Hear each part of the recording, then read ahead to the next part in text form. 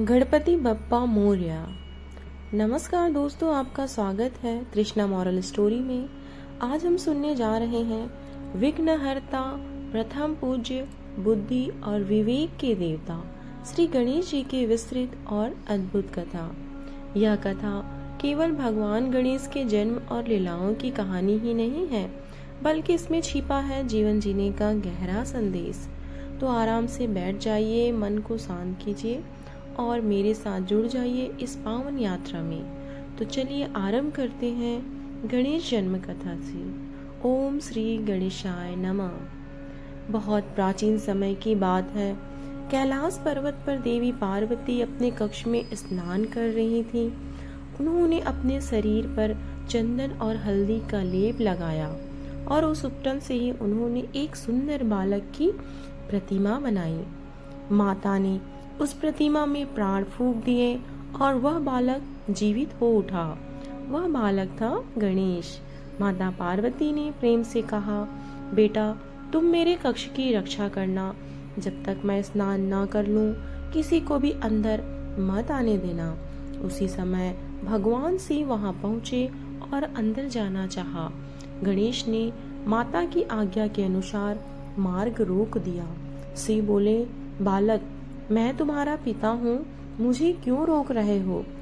गणेश ने दृढ़ता से कहा, पिता हो या कोई और, माता की आज्ञा सर्वोपरि है। शिव जी ने अपने गणों को आदेश दिया कि इस बालक को हटाओ, लेकिन गणेश ने अकेले ही सबको परास्त कर दिया। अंत में क्रोधित होकर शिव ने त्रिशूल उठाया और गणेश का सिर काट दिया। जब माता पार्वती बाहर आई और यह दृश्य देखा तो वे रोने लगी।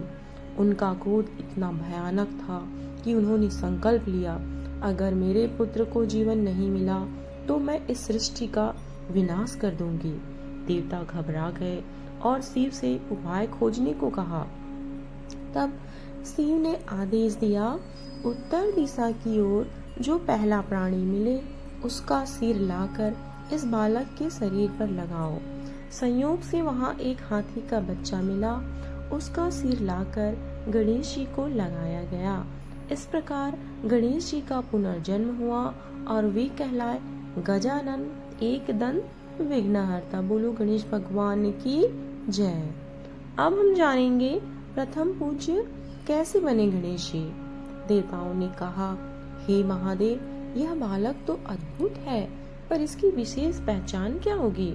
शिव जी ने घोषणा की, अब से प्रत्येक शुभ कार्य, यज्ञ, हवन या पूजा तब तक सफल नहीं होगी जब तक गणेश का स्मरण और पूजन न हो।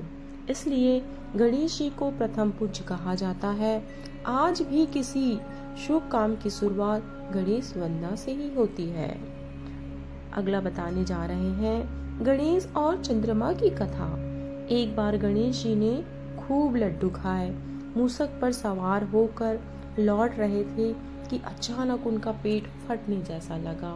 उन्होंने तुरंत एक सांप पकड़कर पेट पर लपेट लिया। यह देखकर चंद्रमा जोर जोर से हंसने लगे। गणेश जी क्रोधित हो उठे और बोले, हे चंद्रमा, तुम अपने सौंदर्य पर गर्व करते हो। आज से तुम्हें श्राप है कि जो भी तुम्हें देखेगा उसे अपमान और कलंक सहना पड़ेगा। देवताओं ने प्रार्थना की तो गणेश ने सांप को हल्का किया। भाद्रपद शुक्ल चतुर्थी को चंद्र दर्शन करने से ही दोष लगेगा। तभी से गणेश चतुर्थी पर चंद्रमा देखने की मनाही है।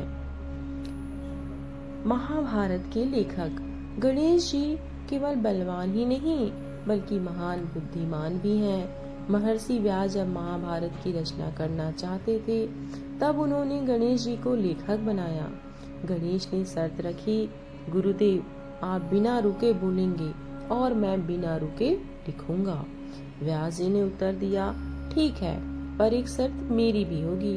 आप कोई भी श्लोक लिखने से पहले उसका अर्थ समझेंगे। इस प्रकार व्यास जी कठिन श्लोक बोलते और गणेश जी अर्थ सोचने में समय लेते। इसी बुद्धिमत्ता के कारण महाभारत की रचना सफलतापूर्वक पूरी हुई। अब हम सुनने जा रहे हैं गणेश और कार्तिकेय की कथा। एक बार नारद मुनि ने गणेश और उसके भाई कार्तिकेय से कहा, तुम दोनों में जो पहले पूरी पृथ्वी की परिक्रमा करेगा वही श्रेष्ठ कहलाएगा। कार्तिकेय तुरंत अपने वाहन मयूर पर निकल पड़े। गणेश जी ने बुद्धि से काम लिया। वे माता पिता शिव पार्वती की 7 परिक्रमा करके बोले, मेरे लिए माता पिता ही संपूर्ण ब्रह्मांड है। शिव पार्वती प्रसन्न हुए और गणेश को ज्ञान और बुद्धि का अधिपति घोषित किया। इसके बाद हम गणेश जी के विवाह के बारे में जानेंगे। कथा है, गणेश जी का विवाह रिद्धि और सिद्धि से हुआ। उनके 2 पुत्र हुए, शुभ और लाभ। इसलिए गणेश जी को शुभ, लाभ और समृद्धि का अधिपति कहा जाता है। प्रतीकात्मक अर्थ के बारे में जानते हैं। गणेश जी का हर अंग हमें जीवन का संदेश देता है। उनका बड़ा सिर बड़ी सोच रखने की प्रेरणा देता है। छोटी आंखें गहराई से देखने की सीख देती है। बड़े कान अधिक सुनने की शिक्षा देती है। छोटा मुख कम बोलने का संकेत देता है।